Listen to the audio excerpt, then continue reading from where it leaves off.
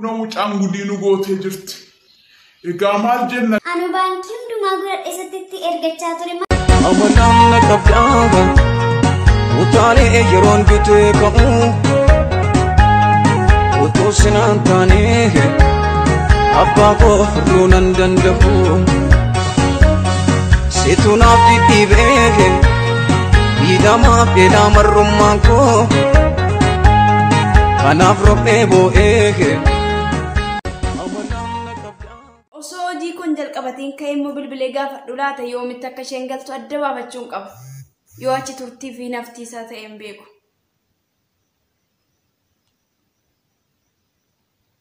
Boontuu akkam jirta mi'anaa jirtaa dhala ko mucaa ko si yaade baay'ee tokko ani immoo dhimmumaafan gara keessi dhufe iyyuuti nagaa kedhamti dursa garuu.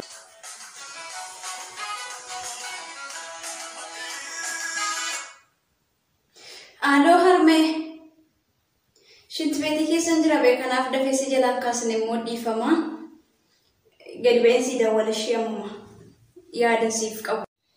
Baga nagaanaaf taate dhala ko baga nagaanaaf taate har'a immoo yeroo ani garaatti yeroon si baadhu kanan kufetu waraansa tokko natti dhaga'amaa jira. Qophii dhufaatii keefis immoo ka'ee waa tokko tokkos immoo nan sirreessi jechaan jira. Ati yoomitti dhuftamee dhala ko? Siif qophaa'ee na eega jechuudha waan tokko tokkos nan sirreessaa gaafa dhuftu dhirsisii hin barbaadamaa sana booddee immoo hin heerumtas mitiiree dhala kees godhattee mana kees godhattee jireenya kee dhaabbatta kanaafiyyuu mee natti mimee waaqumti immoo namuma gaariisaa yerootti dhuftutti siif qopheessee eeguun jedhaati hin dhibamunni hin dhibamu. Dhufee jira harmee ani guyyaan galu ganaanii firiyaa koo wajjin mari'adha yookiin nama itti hermus argadheera waan ta'eef hin dhiphatin yaadda'eeti ani rakkoon qabu isa kana jechuudha. Kanaafiyyuu ani suman itti hermuu wajjin mari'anis timna dhiyootti immoo dhufee immoo egaa arguudhaaf jirta gaa'ela mucaa keessa immoo abshir. Maal jette? Warruma achi moo faranjoota ajjinii faranjootatti jaallatanii fudhuu fure? Baay'ee tokko gaana na gammachiisa kaasayyuu namaaf jiratti qaxaratanii saratanii isaan akkamitti fuudhu? Lakki harmee ani nama biyya kanaatti heeruman jenneen ani nama biyya koo nama qomoo koo kan ta'e qilleensarratti wal barree jirra. Akka booleetti na fuudhis immoo waadaa naaf galee jira kun booleetti heerumanii qilleensarratti kan nuti wal barree. Wal jaallanne kun gaafan galu ani booleetti heeruma osoo manan ta'eenii jechuudha. Kanaafiyyuu mala naaf rakkate mala ni warra biyya faranjiitti heeruma sin jenne nama biyya kun afaan koo beeku nama afaan Oromoo dubbatutti hin heerumaan sin jedhe harmee bakka kanatti naaf hubadhu malee ani warra faranjoota hin jenne isaan maaliin maalin ta'een isaa itti heeruma kana jechuu kooti sin jedhe ishee harmee koo ani qilleensarratti heeruma osoo manan ga'eenii. Astaa'ee mana Itoophiyaatti jaalladhe kanuma innis immoo Itoophiyaa taatee iddoo kanatti na jaalladhe. Biyya sana teessanii biyya Itoophiyaatti jaalallee jira? Akkamitti inni immoo dhufeechi jira moo akkamitti argitame? Moo maalli waansaa qilleensarra si jaalalli jalqabeera moo maali hafuura seetan immoo jaalallee akka kana miti bee nuti bara jabana keenya akkasin turre ani gaafatti dhuftoo biyya kanatti dhuftee ergaas dhuftee booddee immoo tutturtee naqanni dhufee manatti taa'ee sin heerumsan jedha. Ati immoo maal naan jetta? Ani argadheeraa booleettan heerumatti maalidha inni karaatti heerame? Maal inni bara jabana kanaa immoo maaltu nutti fidaa jirtu sun? Maal taatanii aadaaf safuu duudhaa cabsitu sun maal taatan? Maal inni daandii irratti gaa'ela dhaabbachuudhaaf deemtan sun? Anaaf abbaan kee akkasitti waliin goone natti hin dubbate natti hin deebisii dhalaku na dhagaye waan siin jedhu qofa bichaa. Ani duudhaa waan itti cabsiisin qabu harmee koo maaliif ani akka dhaaru goota akka inni heerumne maaliif na goota? Anu baankii hundumaa godhadheessatti ergachaa ture maal taate harmee heeruminaan jetti bakka qilleensatti heerumaa maal taate maaliif na loltaane duudhaa isaa sin cabsine faashinii yeroo ammaa kana ta'e immoo jira booleetti heerumuun kan mootummaa naka kaaseenas heerumsiisuufidha yoo lakkette immoo bakka dhiisi. Narratti cufatte.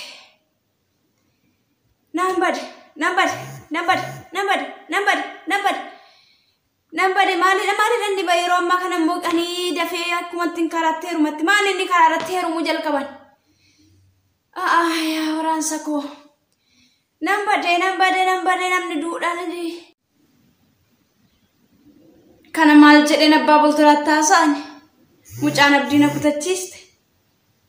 Ani mbetu waan baranaa kana jedheen irra qaba.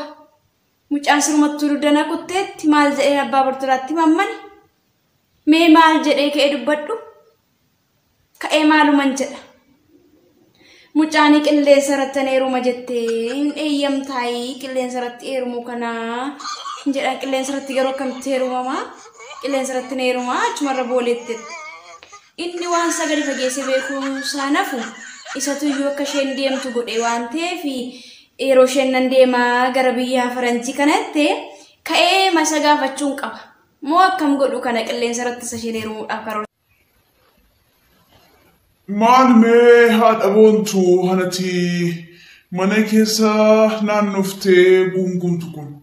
Maa rakkinni kee mee rakkina jira moo maal taate nan badee jechaa turte?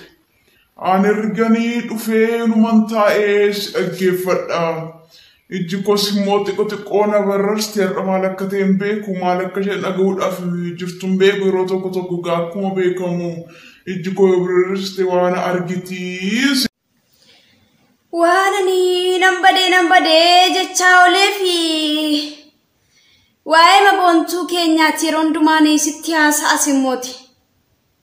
Qilleensa irratti nan heerumaa naan jette qilleensa irratti argadheera. Qilleensa irratti heerumuu hin danda'ama garuu mee natti himee abbaa Bortolaa koo waan hundumaa situ beeka ani badaa dubbisa kanas hin danda'u.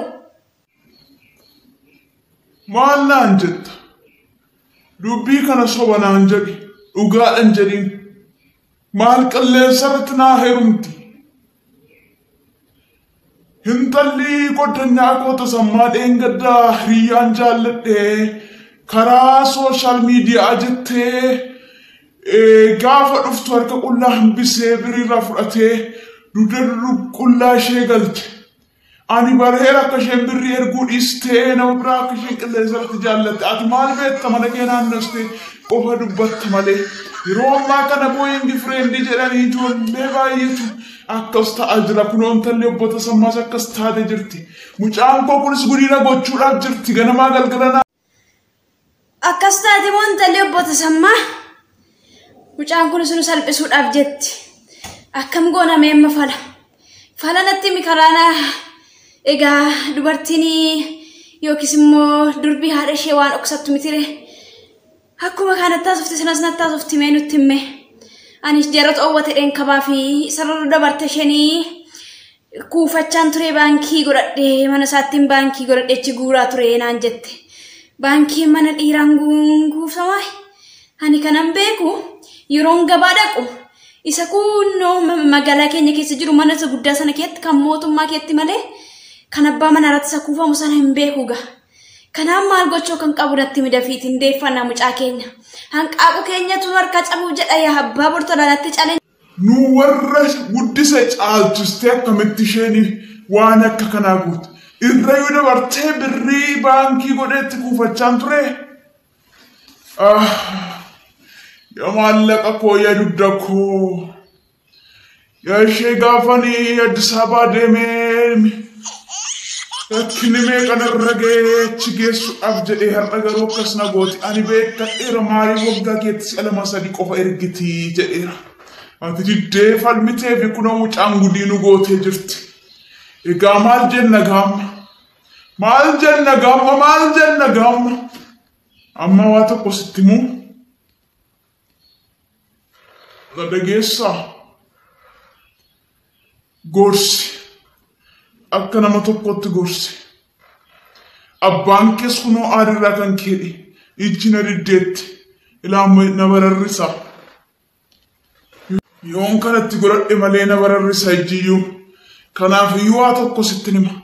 Gorsi haa deebitu haa dhiistu nutu caala nama sanarra yookiis hiriyyaa ishee qilleensarra jaallatteerra nutu caala gorsi haa deebitu gara keenyatti. Kamtu caalattee filachuu isheerra filattee baduu isheerra nu wayyaa nutu caala nu warra guddise wayyaa warra harkatti baate wayyaa haa deebitu gorsi akka haadha tokkotti akka nama barate tokkotti immoo sin gorfadha. Tolee abbaa Bortolaa koo nan gorsa. tole nan gorsu numa warra baate guddise wayya waan ta'eef gorsuun qaba yoon gorse malee hin deebitu mucaan hamma humna koos immoo nan gorsa meeqa suuqii deemeen biree maallaqa bitee guutee dawwalaaf kaa ganamayyuu biteen guutee dawwalee fi tole nan gorsee adeebitu numa wayya nuuf adeebitu nu salphisuu sheerra naaf jiraadhu abbaa bartolaa koo yaa dhirsa bareedaa koo dhugumaan akka kanatti na hawwachuun kee ni garuu si dhoksuufan ture bagayyuu mana kana teessee har'a waan odeessaa olee dhageesse silaa furmaani dafee hin qaqqabamu. Amanam na kabdaaga utaalee yeroon bitee ka'u otoo sinaan taanee abbaa koo furuu nan danda'u situ naaf dhidhiibee miidhamaaf dheedaa marrummaan koo kanaaf rophee boo'ee.